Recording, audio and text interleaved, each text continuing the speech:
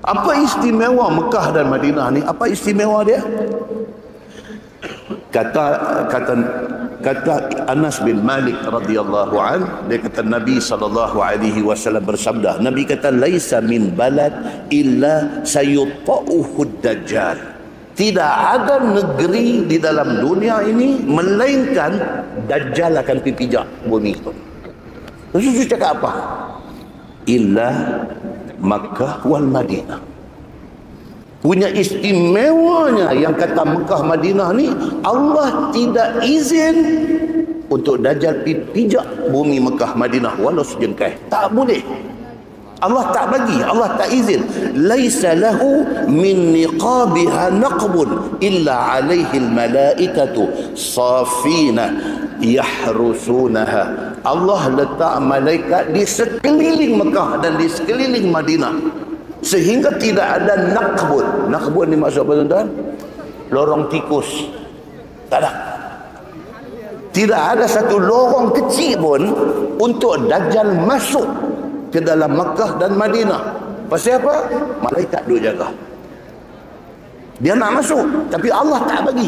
Allah tak izin dia untuk masuk ke bumi Makkah dan Madinah. Al-malaikatu safin. Saf maksudnya apa?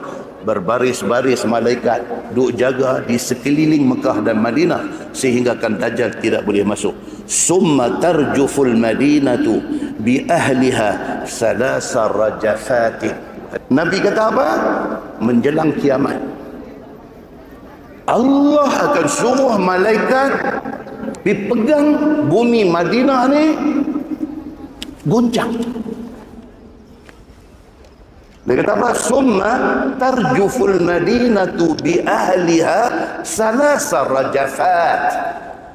Kemudian Allah akan suruh malaikat dipegang bumi Madinah ini goncang. 3 kali goncang. Fayukhrijullahu kulla kafir wa munafiq. Bila malaikat digoncang bumi Madinah tu, merambuk keluar. Siapa yang ada dalam Madinah pada masa tu, dalam hati dia ada kufur. Siapa yang ada dalam Madinah pada hari itu, dalam hati dia ada nifaq. Dia orang munafik. Dia kafir, tapi dia tu ada dalam Madinah. Bila malaikat goncang, berambuk keluar. Tuan-tuan, hadis itu hadis sahih riwayat Al-Bukhari.